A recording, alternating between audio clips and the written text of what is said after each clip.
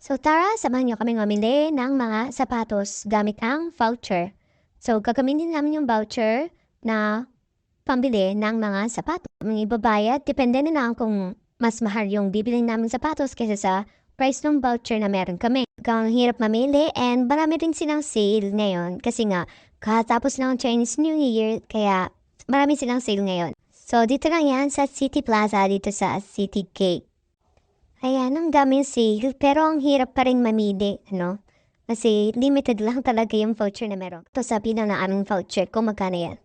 So, namimili kami dyan, kaso nga lang, yung napili ko, wala akong size. Nakakainis. Ang ganda pa naman, bet na bet ko, pero wala akong size. Wala na silang available na small sizes. So, kailangan ko na ulit mamili ng bago, pero ang hirap.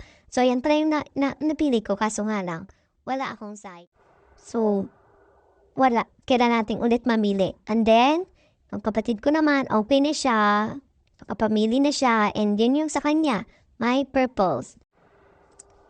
So, binigyan na namin. Yan parang hawak-hawak niya is yung voucher. Binigyan na namin sa staff and pinakita kung may sizes, may available. But sad to say, wala sa akin and sa kapatid ko is meron.